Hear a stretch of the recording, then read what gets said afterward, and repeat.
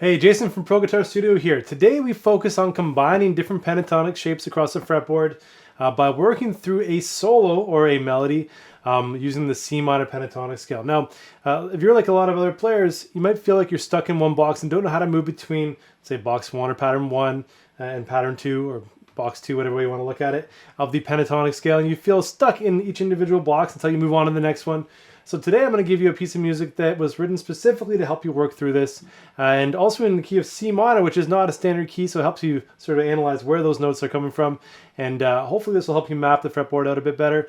But the biggest thing is that this will try to get you away from the improvisation approach, because by working just through improvisation, you probably won't get that far in terms of combining boxes, right? So you need to work on some pre-written material or even writing your own things that get you out of that box or get you out of that that viewpoint of just thinking of one box at a time.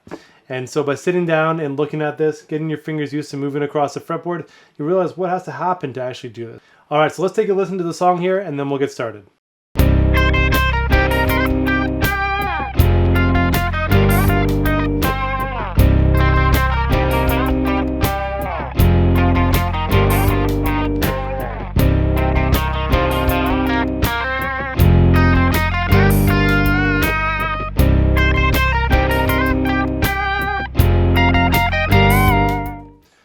All right, so now that you've heard the piece, let's just dive right in and start talking about the individual phrases. So I wrote this as a 4-part melody or 4-part solo, and you can look at it like the A section followed up by another A section but in a different octave. Then we have the B section, so different phrase altogether, and then the C section, which is almost a take on the A section but gives it a nice finale or climax. So let's dive right into the A section. Okay, so we're going to start off on the first string, 8th fret, which is a C note. Play it 3 times. Then I go to the 11th fret on string number 2, which is a B flat. Now, as we go through this in the key of C minor pentatonic, the notes we have, just to also go into that, we have C, E flat, F, G, B flat. Okay, so everything is a flat just as we go through it. So we have C, C, C, B flat, going down to a G, back to a B flat. Okay. And I actually use my ring finger when I come back to that B flat here. Then we're going to slide up to the 13th fret, which is a C again. So the same note here, but we're going to the next position.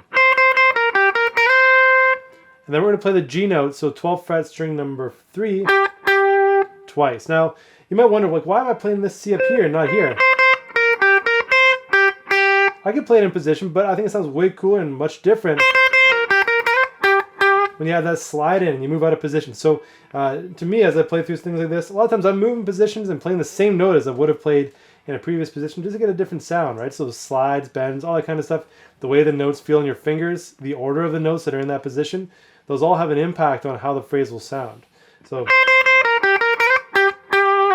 when I come back to shape number 1, okay, so shape number 1, shape 2, and then shape number 1 again, F note 3 times, so 10th fret, 3rd string, to the 8th fret, back to 10, to 12.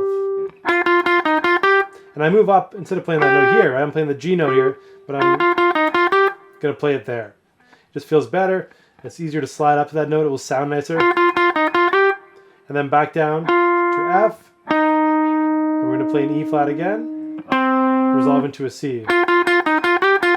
And a lot of the notes I'm playing are staccato too, so you can cut them short, okay? So the first section, again, the A section.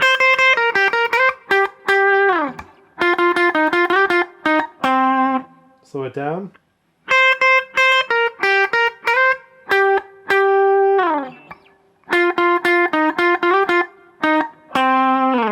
Now, also to take note here is that the first 8th note in the song is actually a rest, or in the solo. So 1, 2, so 1, 2, 1, 2, 3, 4, rest.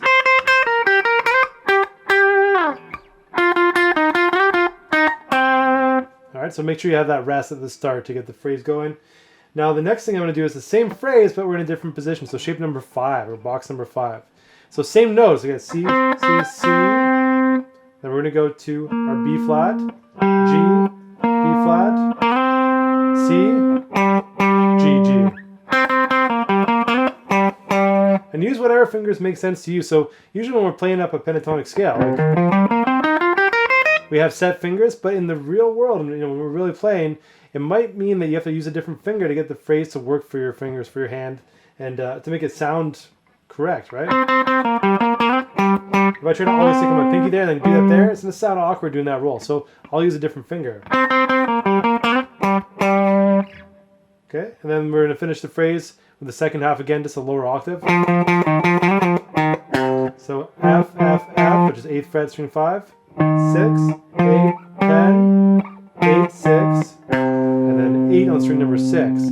F, F, F, E flat, F, G, F, E flat, C.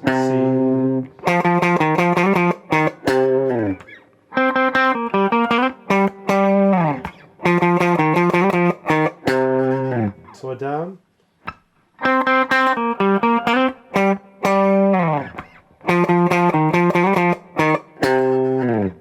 All right, next phrase. This is the C section. So the A and the B sections were the same thing, just different octaves. And we can call this, so I guess I should call it the A section, A section. This is the B section, okay? So A, we just had a different octave of the A for the second half. So we're going to play the 3rd fret, string number 5, C, twice in a row.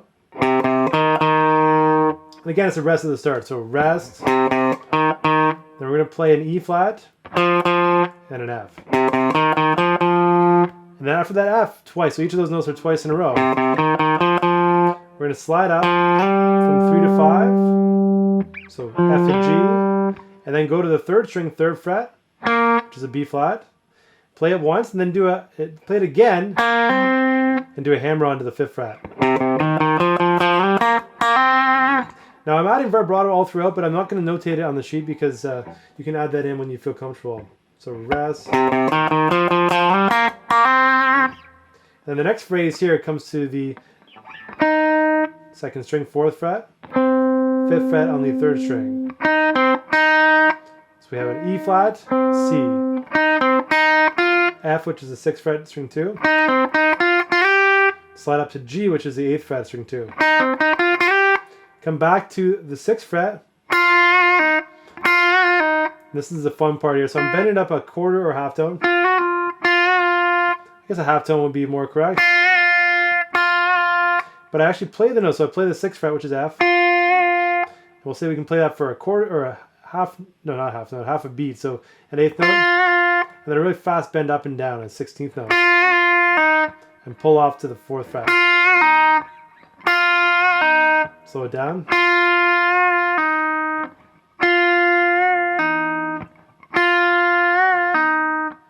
That part would sound like this.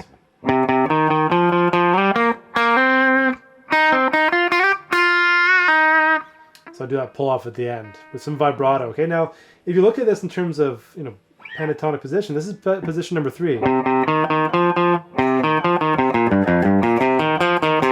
of the C minor pentatonic. Slide into shape 4. This goes back to shape number 5. Back to number 4. So I'm seamlessly going in between those. When I'm writing this stuff, keep in mind, as you get comfortable with these shapes, I'm not thinking of shape 1, 2, 3, 4 as I'm writing it. I'm trying to find the notes that I want to hear and moving accordingly. And the only way to get comfortable with that is to be really comfortable moving in between these shapes, right? So instead of feeling stuck in one position, like if I was stuck in one position, I would have written the whole thing in shape number 1. But because I'm able to move across the fretboard, I can get the same sounds. Like instead of going or here. I prefer that as a tighter tone to it because it's on a lower fret, the 5th string instead of the 6th string. Just to me, it works better. Right? And again, I'll play it slower.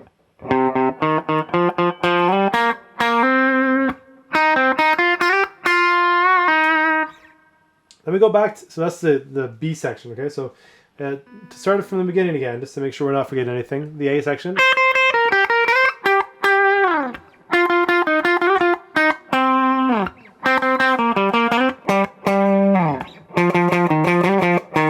And that was the A section again, just in the lower octave. And then the B section.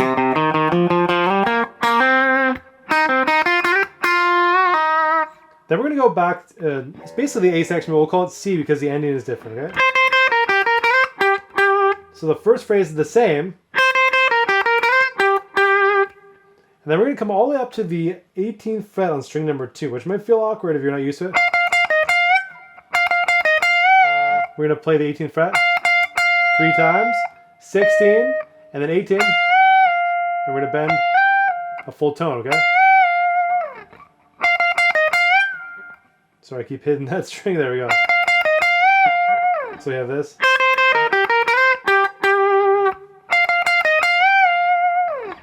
And that completes it, right? So we have A in a lower octave, B, and C. And so, I mean, as you work through this, try to think of which position each shape is in, or which position I'm using in each phrase, I should say, and work through it that way to try to see how I'm planning this out. And the biggest thing here is that I'm getting your fingers moving between different shapes and not just stuck in one spot. Okay, so this is actually written with the minor pentatonic in mind. So we're not moving out of the scale at all, although we can add other notes. And if I was improvising on this, I would use notes from the C minor scale as well, the C natural minor.